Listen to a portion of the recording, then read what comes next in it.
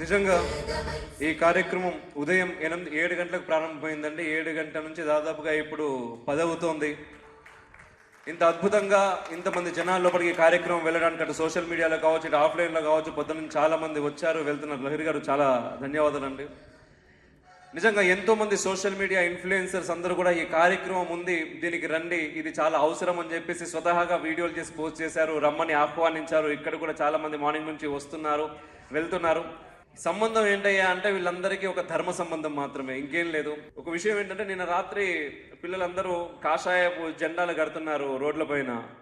కడుతున్నప్పుడు అర్ధరాత్రి కూడా అవ్వలేదు, 10:30, 11 అవుతుంది. ఆ సమయంలో కొంతమంది పోలీసులు వచ్చారు సివిల్ డ్రెస్లో. వచ్చి ఇక్కడ మీరు కాషాయపు జెండాలు కట్టడానికి మీకు పర్మిషన్ ఎవరు ఇచ్చారు అన్నారు. ఏం లేదని సార్, రేపు మార్నింగ్ ఇక్కడ చిన్న కార్యక్రమం చేసుకుంటున్నాం, అందుకోసమని ఎవరికి ఇబ్బంది లేకుండానే మేము కడుతున్నామండి అన్నారు. అన్నప్పుడు నిజంగా నేను లేనక్కడ, వీళ్ళు పాపం వీడియో కానీ ఫోటో కానీ తీసే ప్రయత్నం చేయలేదు.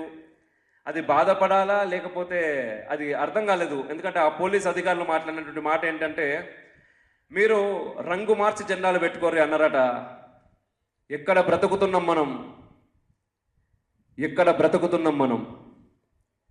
ఎవడి కోసం, ఎవడబ్బ జాగీర్ అనేది రంగు మార్చి జెండాలు కట్టుకోవాలి ఈ దేశంలో? ఎవడి కోసం బ్రతుకుతున్నాం మనం? ఎవరిని సాంత్వన పొందించడానికి ఇది చేస్తున్నారు? ఏ మైనార్టీస్ల మెప్పు కోసం చేస్తున్నారు?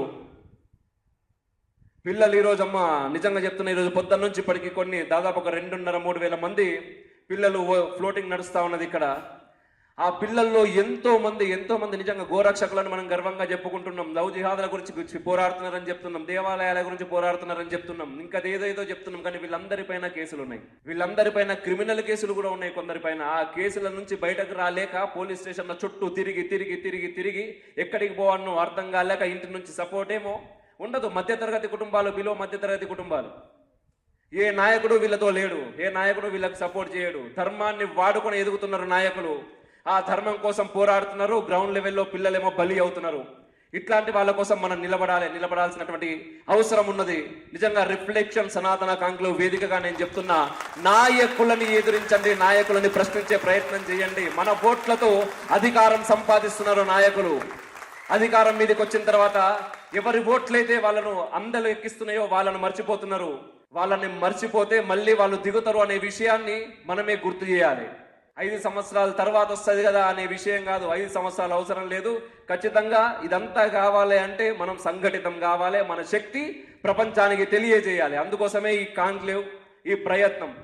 నేను ఒక్కడిని కాదు, నేను ఒంటరిని కాదు అనే విషయం మీ అందరికీ తెలపడానికే ఈ కాంక్లేవ్. ఎందుకంటే ఇంకా 3 సంవత్సరాలు కూడా రాలేదు రిఫ్లెక్షన్ ఛానల్ మొదలుపెట్టి. ఇప్పటికే దీనిపైన అనేక కుట్రలు జరుగుతూనే ఉన్నాయి. అది పెద్ద విషయం కాదు నాకు.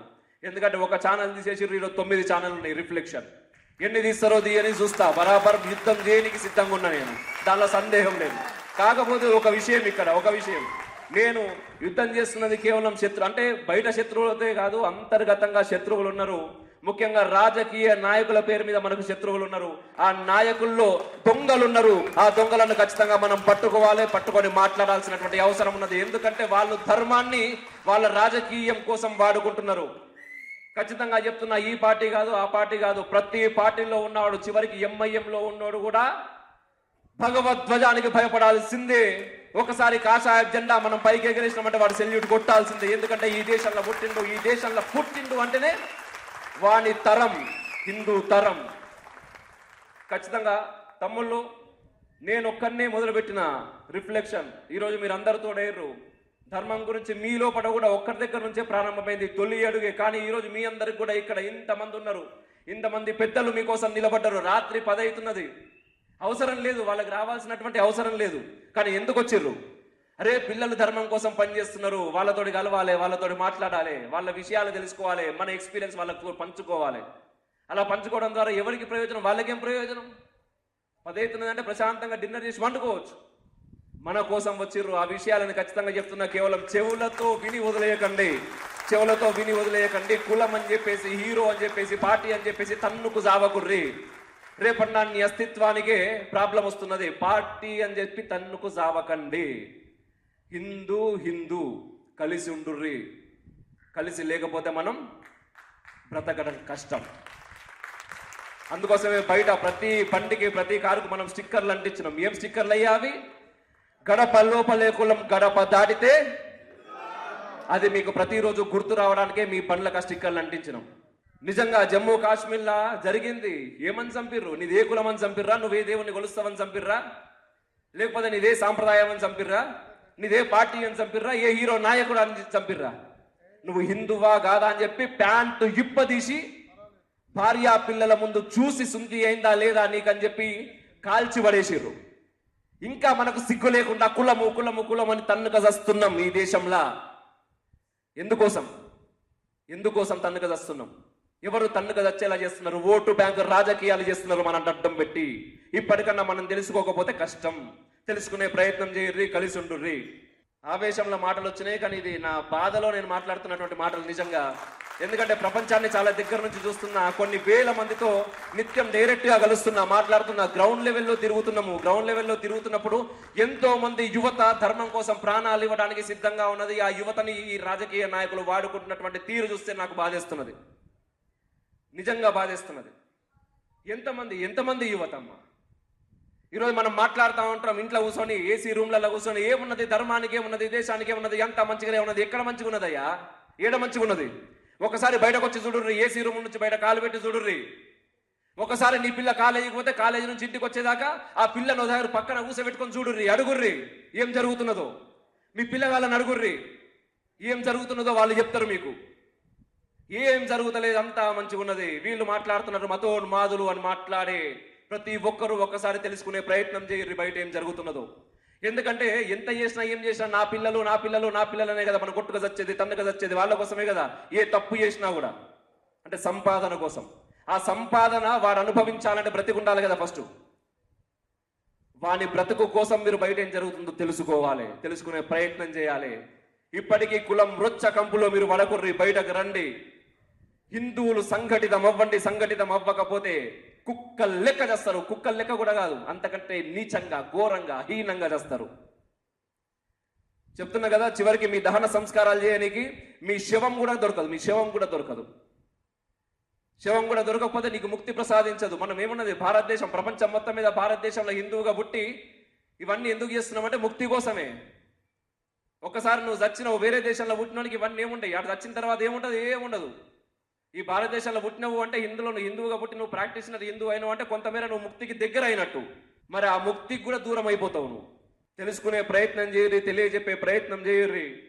ధర్మం గురించి నిలబడుతున్నటువంటి ఇటువంటి వీరులని సపోర్ట్ చేయర్రి.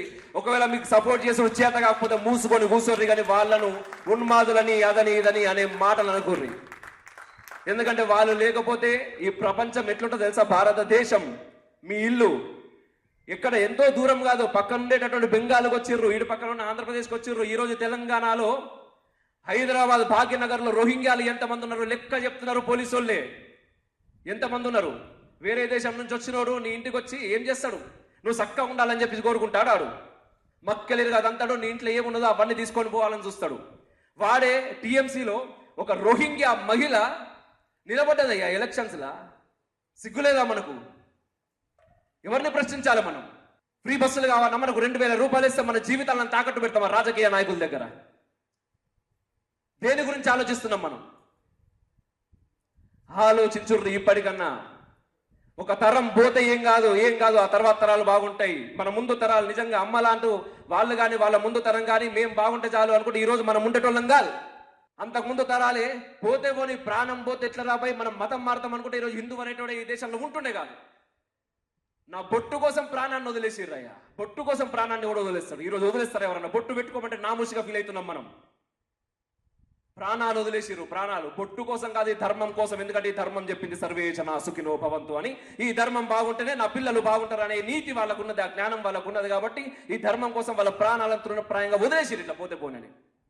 కానీ ఈరోజు మనం ఏం చేస్తున్నాం ఆలోచించుకోవాలి.